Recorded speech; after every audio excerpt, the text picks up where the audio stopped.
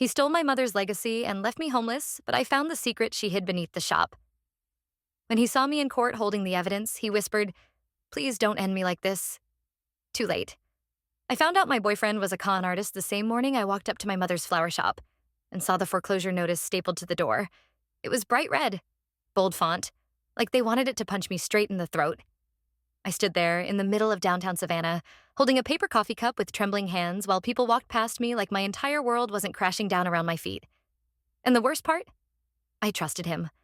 I loved him. My name's Elena, 29 years old, and the only thing I ever had worth fighting for was that flower shop. My mom built it from nothing after my dad died. She used to say, "When life feels like a funeral, honey, bring the flowers anyway." That place wasn't just a business. It was her memory, her strength, her way of showing me that beauty could grow even from grief. I lost her to cancer last year, and now, apparently, I was about to lose the last piece of her, too. But I'm getting ahead of myself. Let me tell you how I got played like a fool. I met Reed at a community event. He introduced himself as a documentary filmmaker working on a project about small-town resilience. His camera hung from his shoulder like it belonged there. His eyes? God, they were the soft kind that make you believe every word out of his mouth is dipped in honesty. He told me he lost his sister to leukemia. Said that's why he loved showcasing stories of people who refused to break under hardship. It felt like the universe had sent me someone who got it. I didn't fall in love immediately. I'm not that naive. But over the next few months, he became everything. He showed up to help around the shop, fixed the squeaky back door my mom always meant to get around to, brought me coffee on the days he knew I couldn't sleep. He even stood by my side when I scattered my mom's ashes along the coast. He never rushed me, never pushed. He just showed up. When the shop started struggling financially, because, let's be honest, who buys flowers in a recession? He sat me down and said, "Elena, let me help you. You're drowning, and I'm standing here with a life raft." That man could sell sand in a desert, I swear. He showed me this investment opportunity through a nonprofit grant program, said he'd found a way to move my mother's legacy online, reach more customers, and stabilize the business. All I had to do was trust him with the finances, let him manage the new online platform, and front a little capital to get things going. I was exhausted, broken, grieving. And God help me, I trusted him. I transferred my savings, every last cent, and agreed to refinance the shop to secure more capital. Reed handled all the paperwork, said it was too stressful for me and that he'd take care of it. And then, just like that, he was gone. No note, no goodbye. His phone straight to voicemail. His little apartment across town, cleaned out like he never existed. I didn't believe it at first. Thought maybe something bad happened. A car accident, a family emergency. But when I walked up to my mom's shop that cold Monday morning and saw that foreclosure notice flapping in the wind, yeah, that's when it hit me. I wasn't just broke. I wasn't just heartbroken. I had been erased. The next 2 weeks were a blur of debt collectors, missed calls, and sleepless nights in my car parked behind the shop. I couldn't even bring myself to step inside. The last time I sat behind that counter, I was arranging my mother's favorite stargazer lilies. Now, it felt like standing inside a grave. I tried staying with friends, but pride's a funny thing. You start to believe you deserve the rock bottom you're living in. But just when I thought it couldn't get any worse, I found out exactly how deep Reed's betrayal went. I was digging through a box of my mom's old ledgers in the back room, thinking maybe, just maybe, there was something I could sell or leverage to fight the foreclosure. That's when I found it. A set of donation receipts filed neatly under a new business name I'd never heard of, Savannah Renewal Fund. My mom never mentioned this to me. And the signatures on the forms? They weren't hers. They were mine. Signed in my handwriting, dated just 3 months ago. Except, I never signed anything. My heart dropped straight through the floor as I flipped through those forged documents. There it was, a perfect paper trail connecting my name and my mother's shop to a fraudulent charity. And just when I thought I couldn't feel more violated, I turned over the last sheet and found a note scrawled in the corner, in Reed's unmistakable handwriting. "If life feels like a funeral, bring the flowers anyway." My mother's words, his final taunt. I don't remember walking out of that shop. All I know is I ended up at the bus station, hands shaking as I dialed the one person I swore I'd never ask for help again. Her name was Nicolette. And the last time we talked, she told me if I ever found myself in a mess too big to handle, she'd be the devil on my shoulder ready to burn it all down. When she picked up the phone, her first words were, "Tell me who ruined you, Elena. And I'll tell you exactly how we're going to destroy him." The second Nicolette's voice hit my ear, Something inside me snapped back to life. Tell me who ruined you, Elena, and I'll tell you exactly how we're going to destroy him. I couldn't even answer right away. My throat tightened, and before I knew it, my face was buried in my hands, sobbing right there in the middle of the bus terminal like a broken mess. People walked past. No one stopped. No one cared. When I finally choked out Reed's name, there was this pause on the line, the kind that made the hair on my arms stand up. That's funny, Nicolette finally said, her tone colder than the night air curling around me. Because I've been tracking his little scams for over a year. And just like that, the tables turned. I met Nicolette later that night in the back corner of a 24-hour diner. She looked nothing like the girl I used to know. Gone were the thrift shop hoodies and messy buns. Now she wore a sleek leather jacket and carried herself like she owned every inch of the space she walked through. She slid a manila folder across the table. I'm going to show you exactly how deep this rabbit hole goes, she said, tapping her nails against the folder's edge. But you have to decide right now. Are you ready to get your hands dirty? I didn't even hesitate. Inside that folder was a map of destruction. Reed had left a trail of broken businesses, wiped out retirement accounts, and ruined lives in at least 5 states. He changed his name like most people change socks. And the kicker? That fraudulent charity, Savannah Renewal Fund, wasn't just a tool for laundering money. It was part of a larger network funneling cash into illegal offshore accounts. And guess whose name was plastered all over the donation ledgers? Mine. Nicolette leaned in closer. He's using you as the fall girl. When this goes down, and trust me, it's going down, you're the one holding the bag unless we act first. That was the moment I realized I wasn't just a victim. I was a loose end. For the next week, sleep became a foreign concept. I moved out of my car and into Nicolette's tiny apartment above a pawn shop. It smelled like old cigars and desperation, but at least it had a lock. Every night, Nicolette pulled me deeper into her world, the dark side of financial crime. She taught me how to trace shell companies, how to spot falsified documents, how to dig through digital footprints Reed thought he'd buried. And then, just when I thought my heart couldn't take any more pressure, she dropped the bomb. Elena, you're not gonna like this, she warned, flipping her laptop toward me. There on the screen was a photo, taken just 2 days ago. Reed, dressed in a designer suit, standing in front of my mother's shop, smiling, like he owned it. But that's not what gutted me. It was who stood next to him, my late mother's best friend, Diane, the woman who held my hand at her funeral, the woman who swore she'd always be there if I needed anything. And there she was, laughing with the man who ruined me. I felt physically sick. Nicolette slammed her laptop shut. He's not done with you. He's using Diane to push through the final paperwork. Once that shop is officially in his hands, he'll flip it, launder the sale, and you'll be left to answer for every dirty cent. I wanted to scream, to burn it all down. But Nicolette? She just smiled, a dangerous, calculated smile. It's time we flip the script, she said, and I know exactly how to do it. 3 days later, I found myself standing in front of my mother's flower shop for the first time since that foreclosure notice nearly broke me. It looked different now, sterile, stripped of every personal touch my mother poured into it. The faded, "Bring the flowers anyway" sign was gone from the window. In its place, a flashy banner. Grand reopening soon, the Bloom Lounge, sponsored by Savannah Renewal Fund. I almost laughed. The Bloom Lounge? Turning my mother's safe haven into some trendy influencer cafe with overpriced lavender lattes and fake neon quotes on the wall? Nicolette squeezed my shoulder. You ready to take everything back? I nodded, but I had no idea the kind of chaos we were about to unleash. The plan was simple on the surface. We would lure Reed into a meeting under the guise of a wealthy investor interested in funding his next project. I would play the silent partner, someone he wouldn't recognize. Nicolette would handle the details. But just before we walked into that rooftop restaurant downtown, the place where Reed loved to show off his connections, Nicolette stopped me. There's something you should know, she said, her voice low, serious. This goes way higher than we thought. Reed's not just some small-time scammer. He's connected to people who don't like loose ends. I felt my stomach twist. What does that mean? Her eyes locked onto mine. It means, if this doesn't work tonight, you need to disappear. For good. Before I could respond, the doors to the rooftop swung open.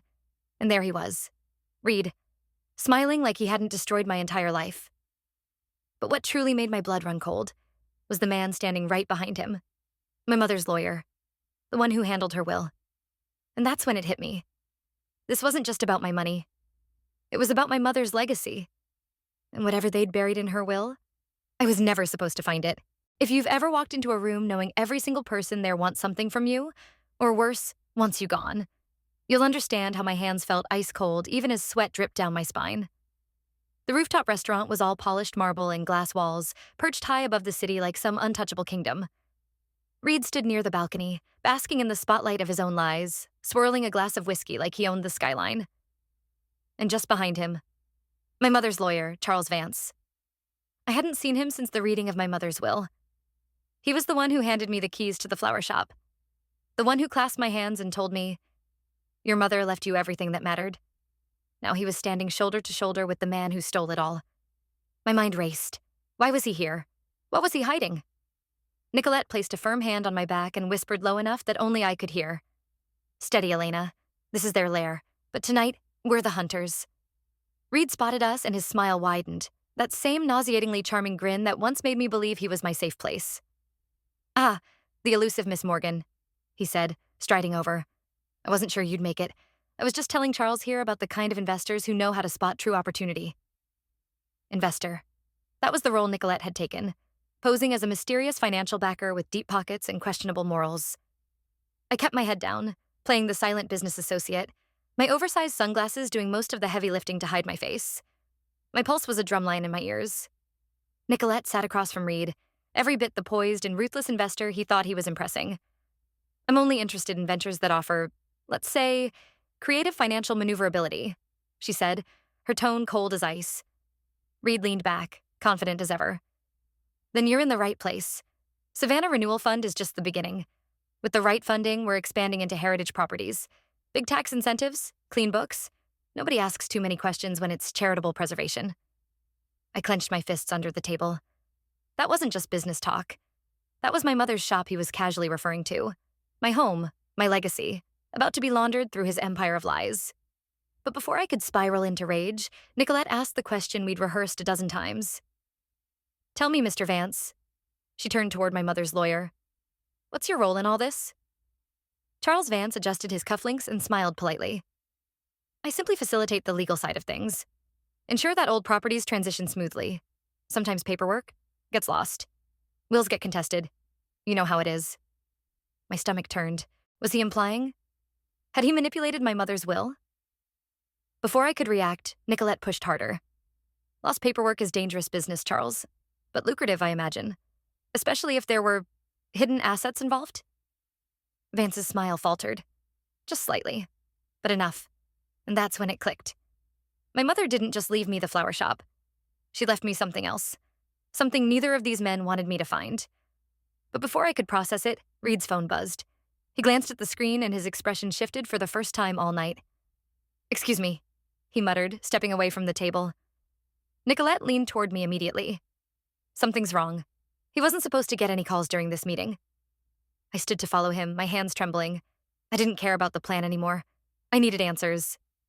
I caught up just as he slipped into a side corridor. His voice was low, but I heard every word.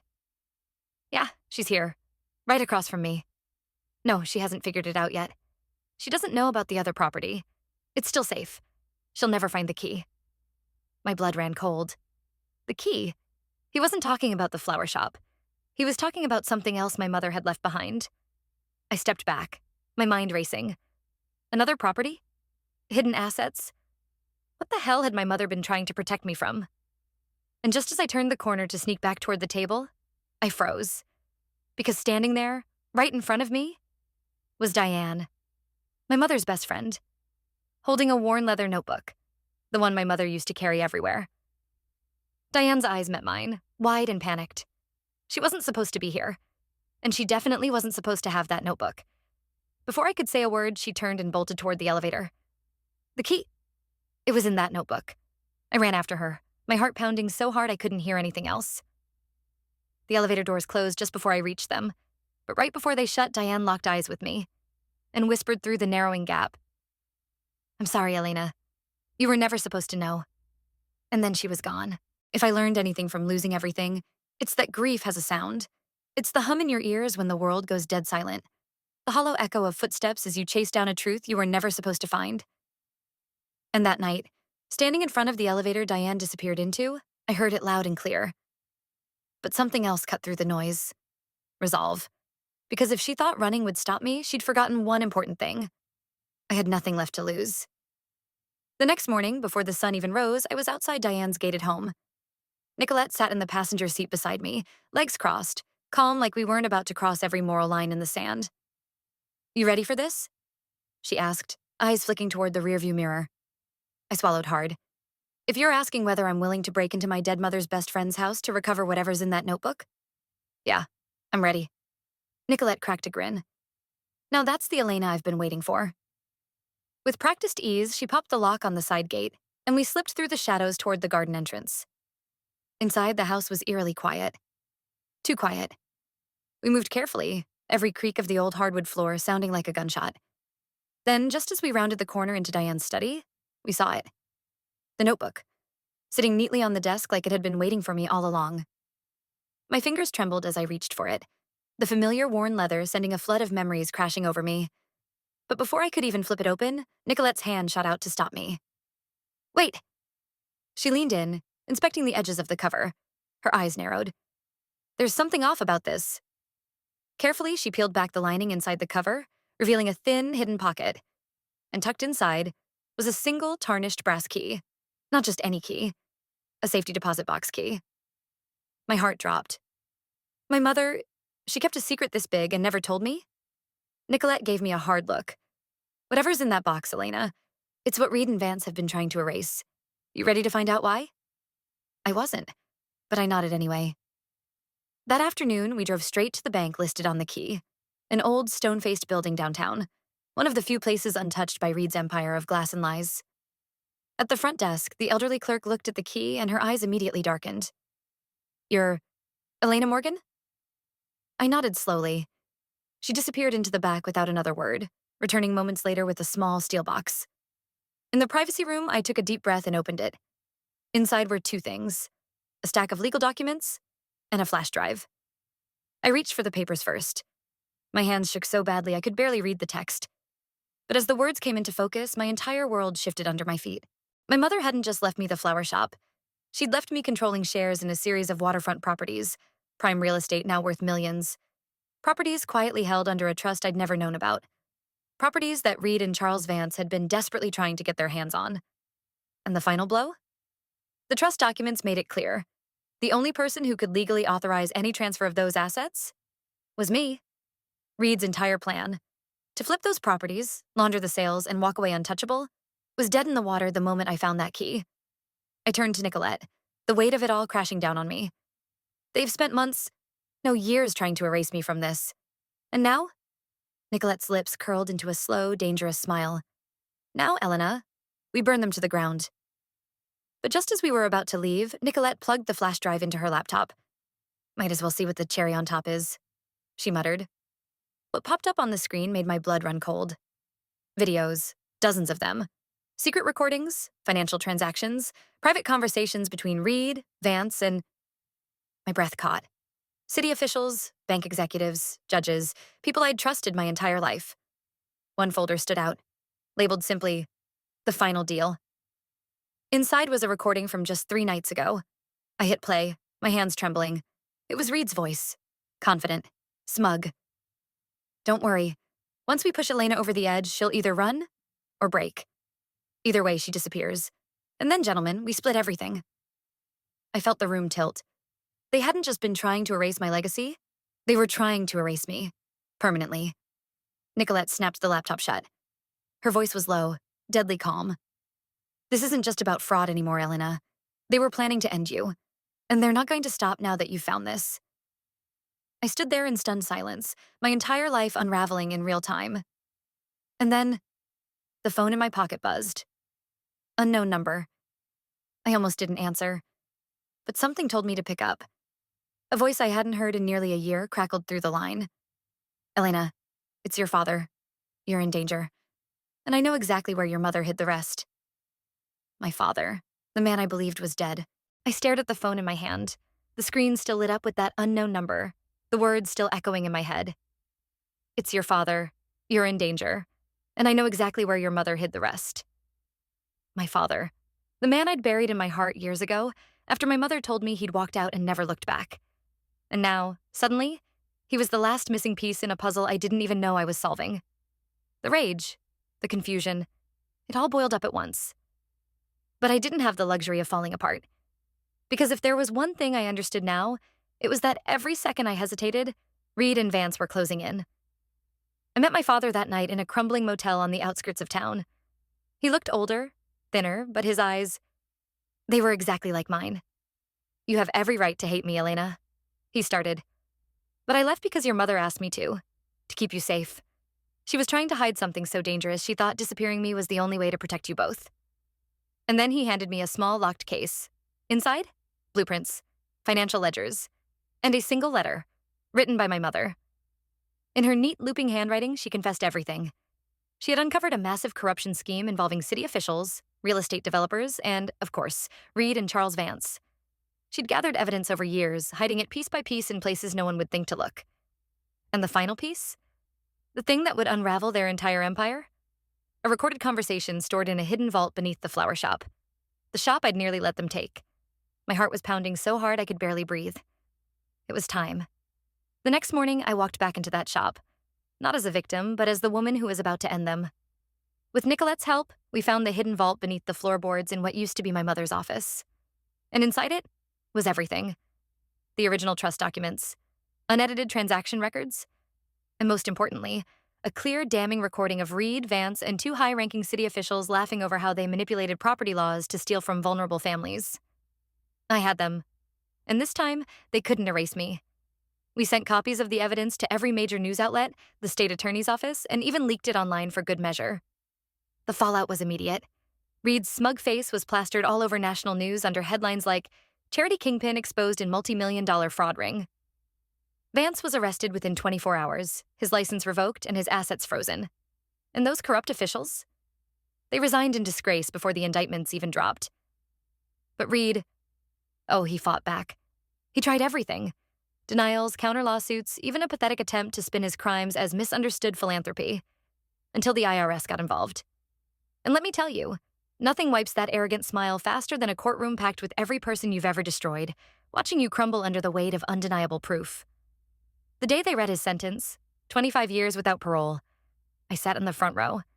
He locked eyes with me as the bailiffs led him away, his face pale, his hands trembling. And for the first time since this nightmare began, I smiled.